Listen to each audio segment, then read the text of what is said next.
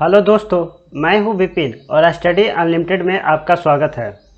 आज की इस वीडियो में हम मैथमेटिक्स सीरीज को कंटिन्यू करेंगे। तो चलिए देखते हैं आज का पहला क्वेश्चन नंबर 161। 161 और 160 दोनों एक दूसरे से रिलेटेड क्वेश्चन हैं, तो दोनों को एक साथ देख लेते हैं। इसमें क्या है, एक डायग्राम दिया हुआ है। डायग्राम में क्या कर रहा है कि ये जो त्रिभुज है ना, वो टेनिस प्लेयर को डिनोट कर रहा है। इसके बाद जो ये आयत है, रेक्टेंगल है, ये हॉकी प्लेयर को डिनोट कर रहा है। और ये जो सर्किल है वो चेस प्लेयर को डिनोट कर रहा है। हमें क्वेश्चन क्या है, क्वेश्चन नंबर 160 देखते हैं। क्वेश्चन क्या है कि हॉकी के खिलाड़ियों के शतरंज के खिलाड़ियों के अनुपात कितना है। अब देखो, हॉकी का खिलाड़ी कौन सा होगा, रेक्टेंगुलर के जो अंदर जितना आ रहा है, मतलब ये जो आयत है ना, आयत के अंदर जितना जो आ रहा है वो हॉकी प्लेयर होंगे। अगर हम हॉकी प्लेयर की बात करें तो कितना हो जाएगा, 5, 2, 3, 10, 15 और 20। 10, 15 और 20 ये हो गए क्या, हॉकी के प्लेयर। अब इसमें शतरंज के खिलाड़ियों का अनुपात फाइंड आउट करना है। अब देखो, शतरंज का खिलाड़ी कौन होगा, ये सर्किल के अंदर जो आ रहा है, मतलब क्या 13, 2, 3, 12, 14, 6, 15, 10, 11 और 4।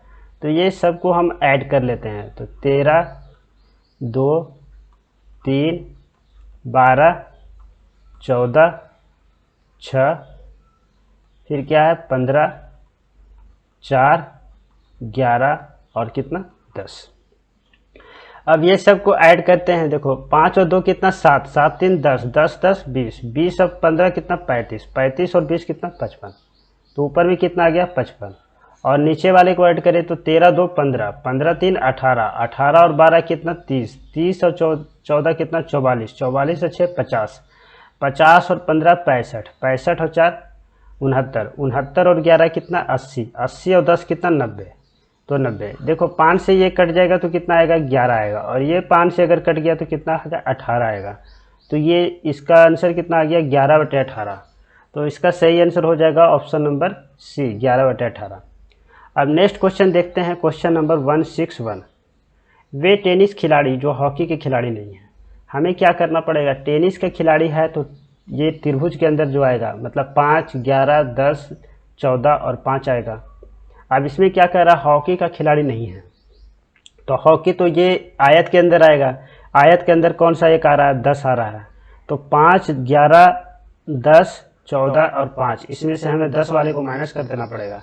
मतलब अगर हम टेनिस खिलाड़ी की बात कर ले तो जो त्रिभुज के अंदर आ रहा है, त्रिभुज के अंदर कितना आ रहा है, 5 आ रहा है, 11 आ रहा है, 10 आ रहा है, 14 आ रहा है और 5 आ रहा है, प्लस 5 आ रहा है।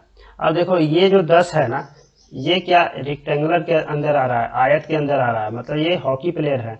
तो हॉकी प्लेयर को हमें माइनस करना पड़ेगा, तो इस 10 वाले को ना हटा देते हैं। अब हमें कितना आ गया, 5 आ गया, 11 आ गया, 14 आ गया और कितना, 5 आ गया। अब ये सबको ऐड करते हैं तो 5 और 11 16, 16 और 4 कितना, 30, और 30 और 5 कितना, 35। तो इस क्वेश्चन का सही आंसर हो जाएगा 35, option number D. Next question देखते हैं, क्वेश्चन नंबर 162। 162 क्या कर रहा है कि कार बी जो है ना, कार ए से दुगनी रफ्तार से दौड़ती है। मतलब जी बी का स्पीड है वो कार ए से दुगना स्पीड है। अब कह रहा है कि कार ए जो है 2 घंटा में 50 किलोमीटर की दूरी तय करता है। अब कार ए की बात कर रहा है कि ये 2 घंटा में कितना, 50 किलोमीटर दूरी तय करता है। तो कार बी की रफ्तार फाइंड आउट करना है। अब देखो, हम क्या करते हैं, यहाँ से ए की रफ्तार हम अगर फाइंड करते हैं तो ए का क्या हो जाएगा, चाल के लिए हमें क्या निकालना पड़ता है, चाल इक्वल टू क्या होता है, दूरी बटा क्या, समय। अब देखो, दूरी यहाँ पे कितना है, 50 किलोमीटर, और समय कितना है, 2 घंटा।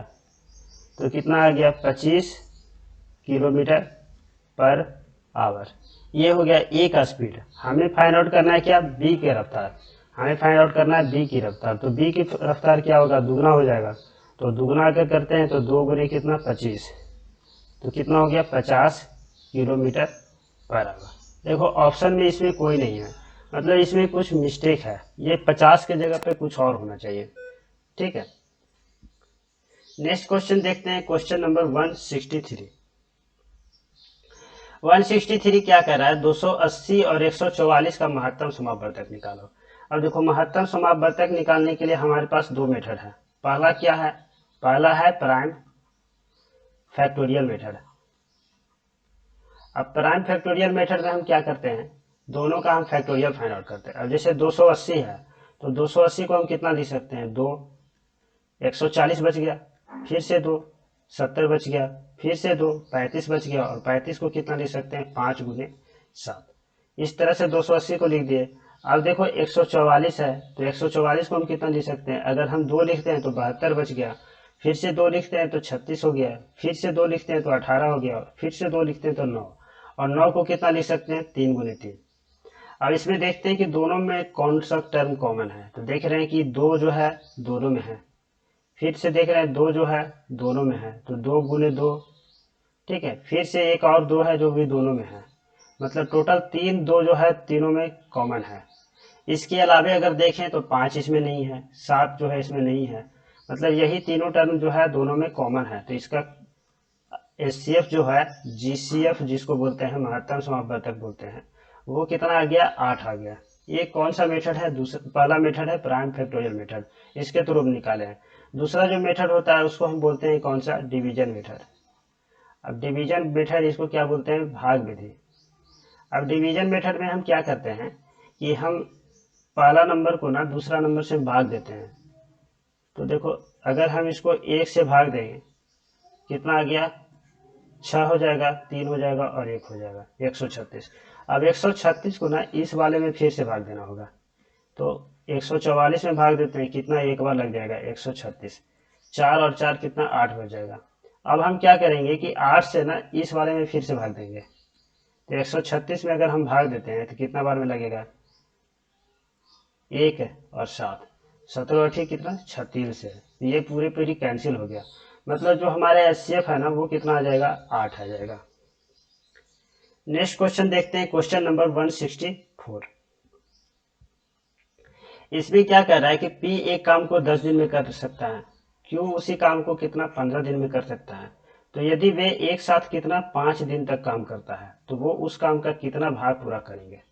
अब देखो इसको हम लिखते हैं, P जो है ना किसी काम को कितना 10 दिन में कर रहा है, और Q जो है उसी काम को कितना 15 दिन में कर रहा है। अब हम दोनों का एलसीएम अगर हम ले लें तो कितना होता है, 30। तो मतलब हम मान ले रहे हैं कि टोटल काम कितना है, 30 है। अब अगर हम इफिशियंसी की बात करें तो 30/10 अगर करते हैं तो इसका इफिशियंसी कितना हो गया, 3। और अगर हम 30/15 करते हैं तो इसका इफिशियंसी कितना आ गया, 2। और क्या दोनों साथ मिलकर काम कर रहा है, मतलब हमें क्या P प्लस क्यू का इफिशियंसी निकालना होगा, और वो कितना आ जाएगा, 3 + 2 कितना, 5। और ये जो इफिशियंसी आया ना P प्लस क्यू का कितना गया, 5, और ये कितने दिन तक काम करता है, 5 दिन तक करता है।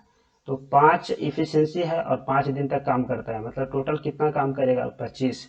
और देखो टोटल काम कितना है, 30, जिसमें से 25 कर लिया। तो पूछ रहा है कितने भाग पूरा किया, तो कितना 25/30 भाग पूरा किया। 25/30 को हम कितना लिख सकते हैं, 5 से कटेगा तो 5, और ये कितना आ जाएगा, 6। तो 5/6 इसका सही आंसर हो जाएगा, option number D. Next question देखते हैं, क्वेश्चन नंबर 165।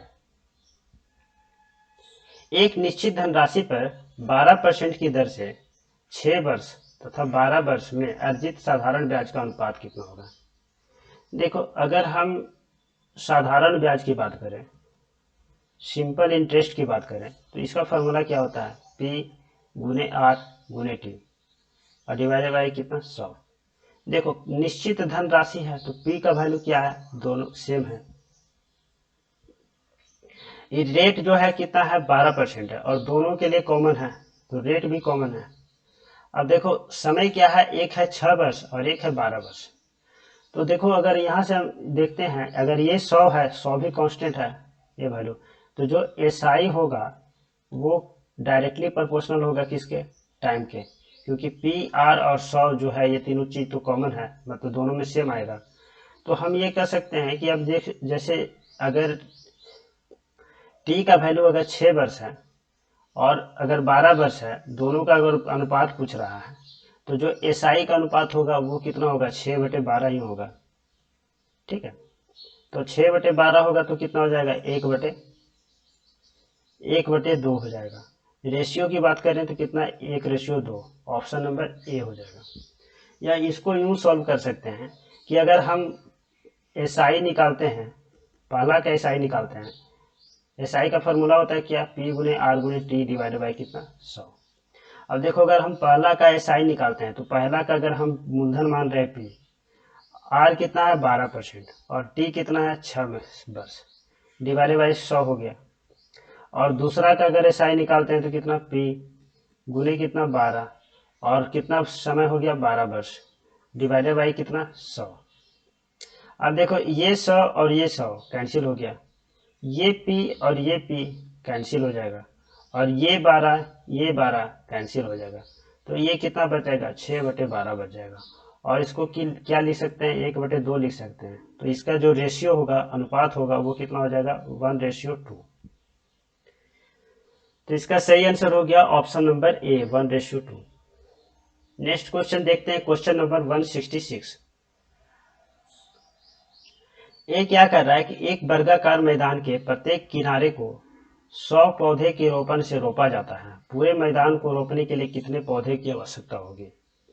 अब देखो वर्गाकार जो होता है ना, कुछ इस तरह से होता है। वर्गाकार मैदान जो है इस तरह से होता है।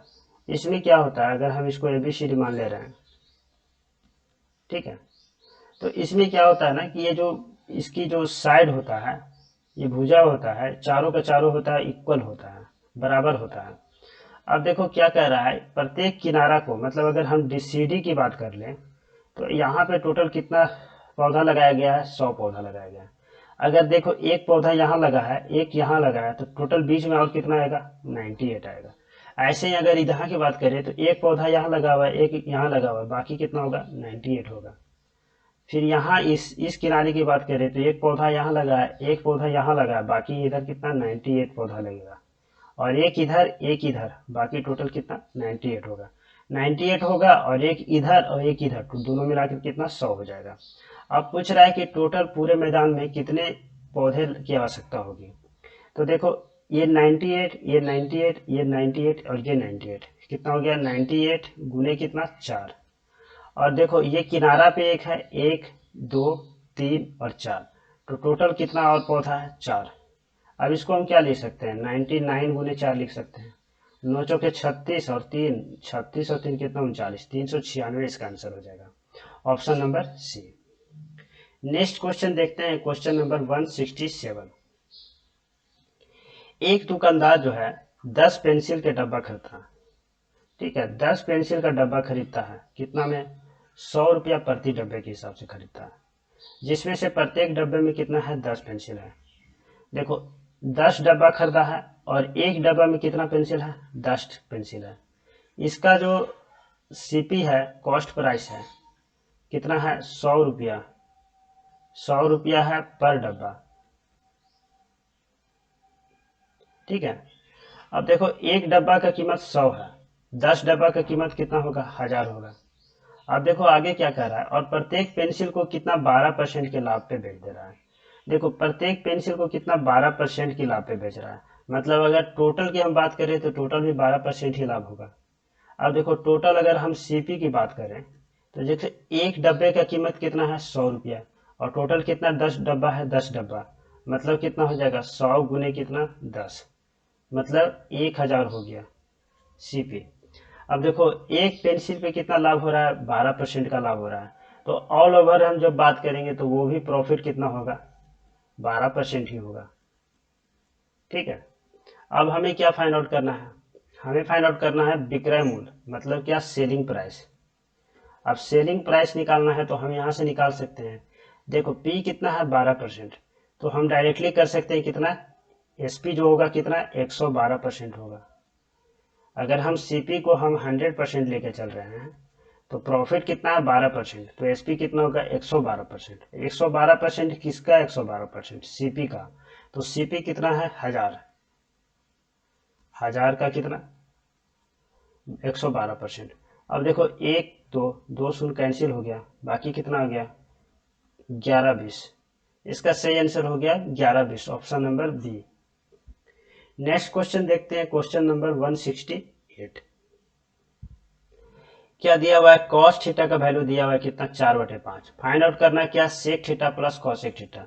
अब देखो कॉस थीटा का वैल्यू कितना दिया हुआ है, 4/5। अब देखो कॉस थीटा का वैल्यू होता है क्या है, आधार बटे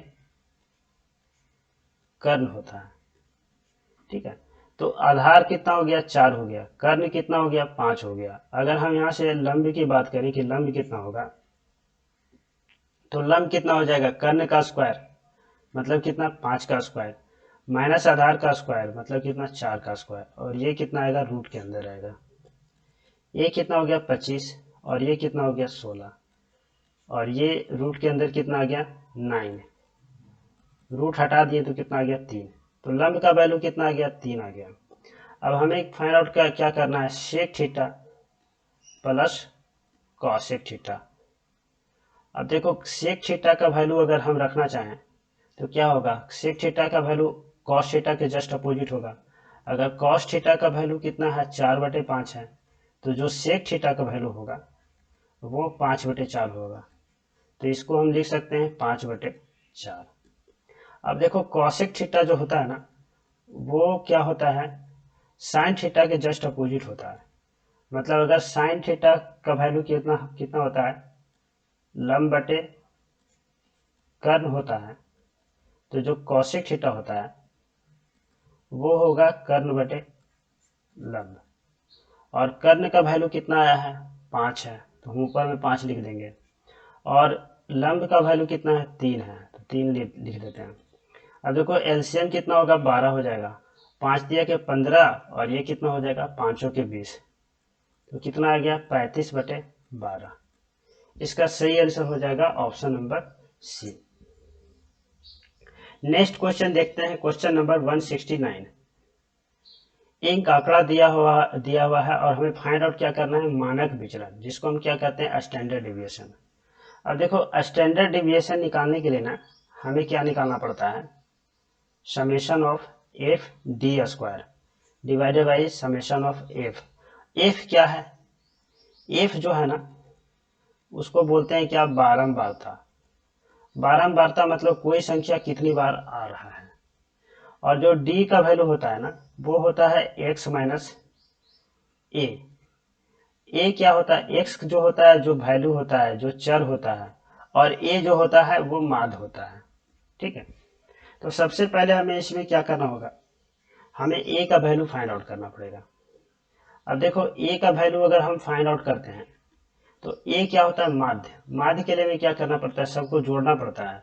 मतलब 11 प्लस 7 प्लस 10 प्लस 13 और प्लस 9, जैसे औसत का करते हैं, सबको जोड़ देते हैं। और टोटल कितना नंबर है, 1 2 3 4 5, 5 है तो 5 से डिवाइड कर देते हैं।